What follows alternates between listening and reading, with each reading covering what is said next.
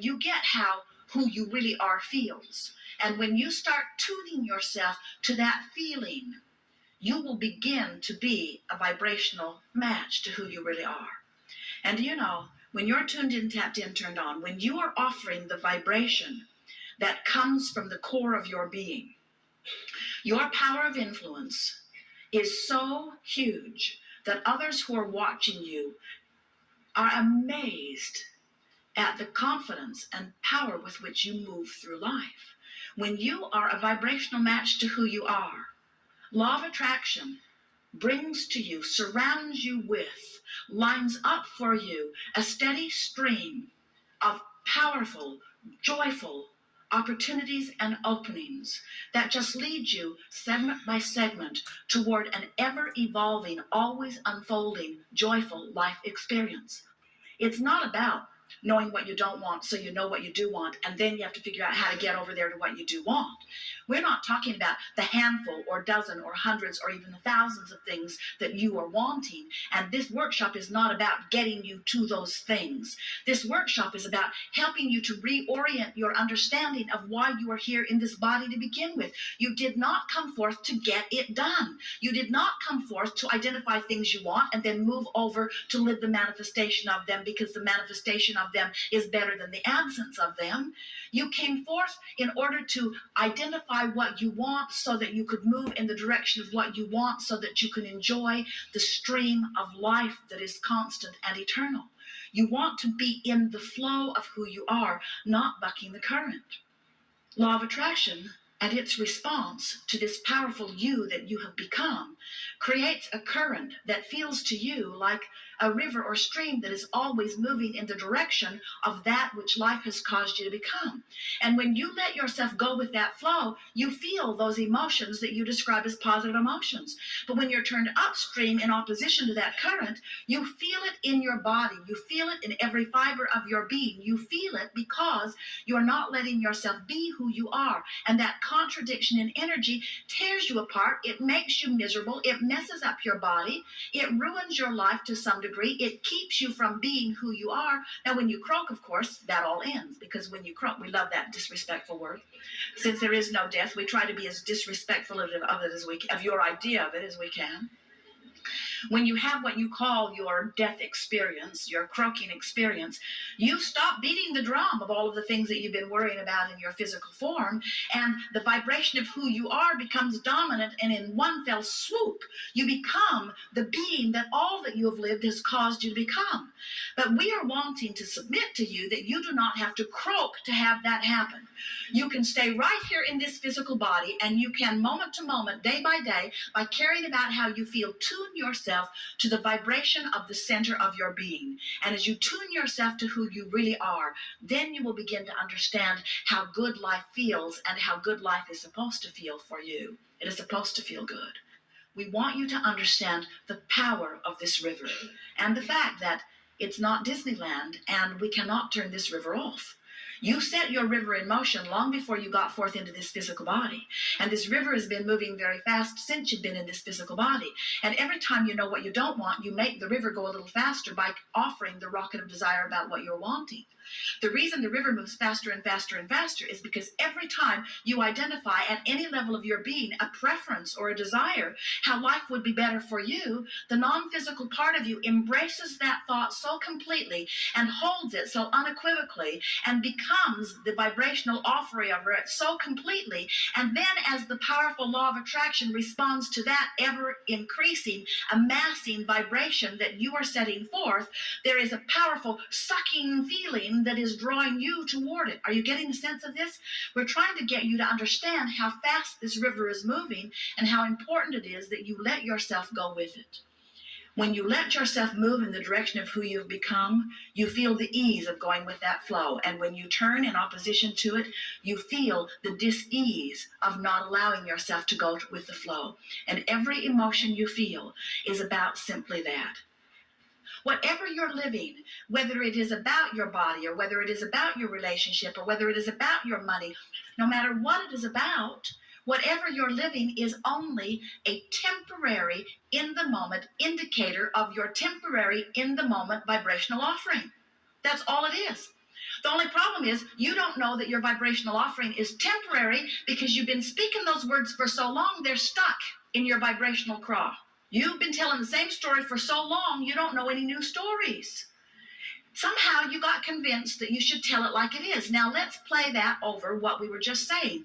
Tell it like it is. Your mother says, tell me the truth of what is. So you say, I don't have enough money. I don't have enough money. I don't have enough money. I hate you. I hate you. I hate you. I hate you. I don't like what you're doing. I don't like what you're doing with my money. I don't like what you're doing with my government. I don't like what you're doing. We're making a point here, and we know it's getting annoying to you, but we want you to understand that you got to tell a different story. Did we make a point with you about these 2 points of vibrational offerings that are going on? There's the larger you, and then there's the physical you. Do you get that? Do you believe it? Do you understand that you are this source energy being? So listen to the difference in the drums that are being beat. I don't have enough money. I don't have enough money. I don't have enough money. I don't have enough money. I've never had enough money.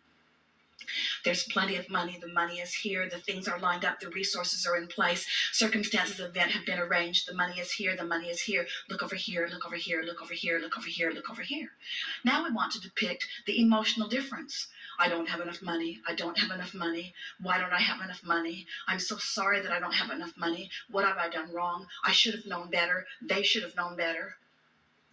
There's plenty of money. Nothing has gone wrong. Everything that you want is lined up for you. Whenever you're ready, it's right here for you. There's nothing you need to do. You've done all the work. All you need to do is relax and allow what you want to flow into your experience. You want to begin to listen to the drum of the source within you. You want to listen to the call of source. Source is calling you in the direction of what you want. And the way you know that you're moving in the direction is because things start lighting up for you, meaning that they begin feeling really, really good to you. When you get on this track of following the trail that has been pre-paved by you and is being tended by the source within you and is calling you toward what you're wanting, you feel energized. You feel enthusiasm. And yet, you know what your physical world trains you to do? Your physical world says, if it feels good, you need to be wary.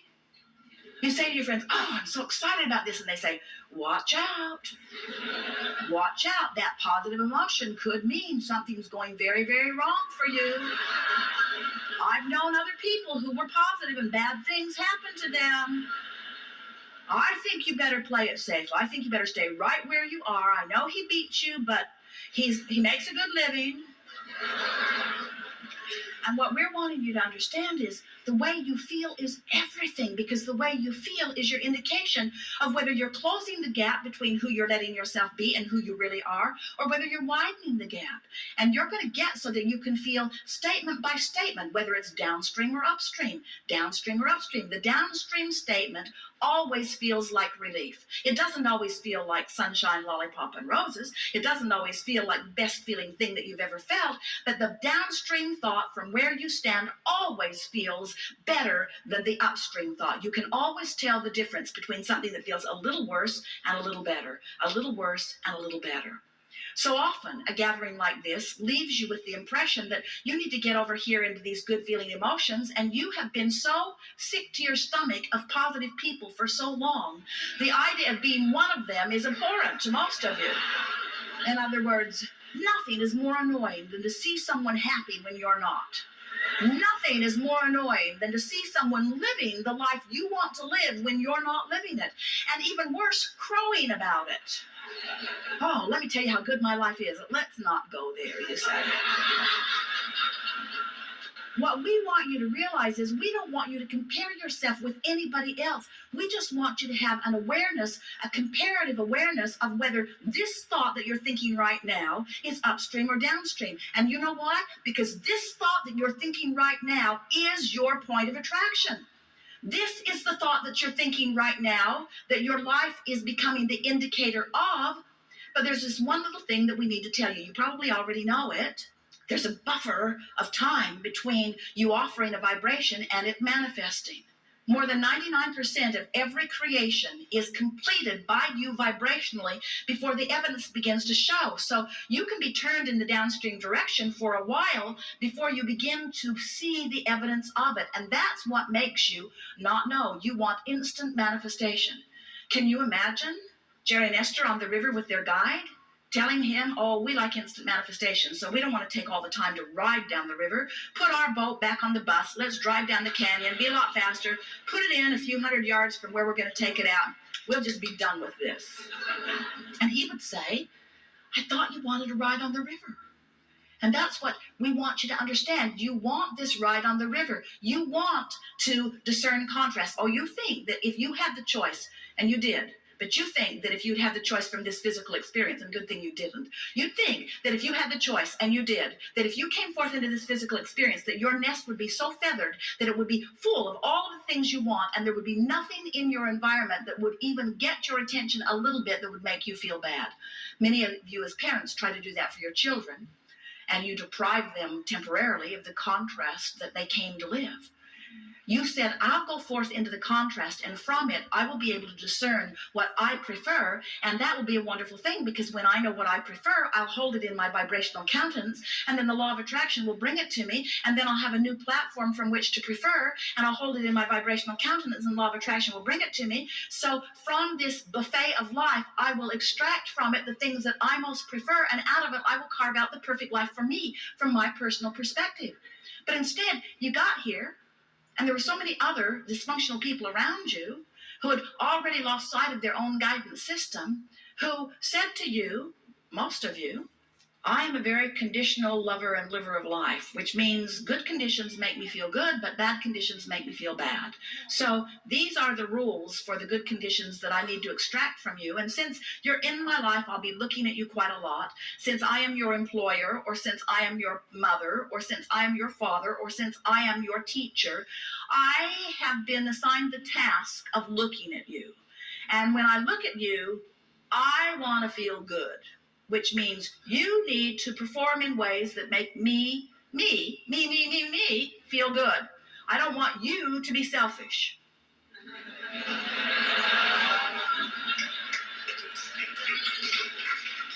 You need to behave in ways that make me, I'm your selfless mother, feel good. And if I see any of those things that make me feel bad, you will be in such trouble.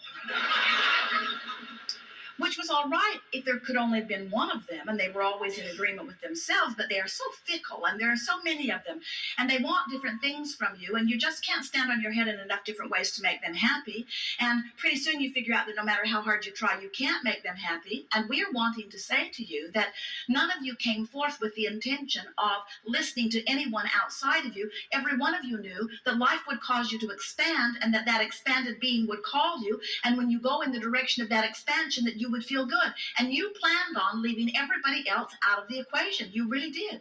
You did not plan on guiding your life by that which other people are saying. First of all, they don't have very much of an attention span. Have you noticed? How long did your lover really give you his undivided attention? No one dare say. Not that long. Not that long. How long did your mother give you her undivided attention? Not very long. Nobody can do it, because nobody is born to be the keeper of you. They are all born to be the creator of their own experience. And we think that the greatest hypocrisy, the thing that has caused you the most trouble, is that they tell you that you are important to them, but the bottom line is how they feel is what's most important to them. So they keep trying to guide you and your behavior by what makes them feel good. And then, you get so full of resentment, because you know what would make your life really wonderful right away? Is if you could just accept that everybody is in this life for themselves.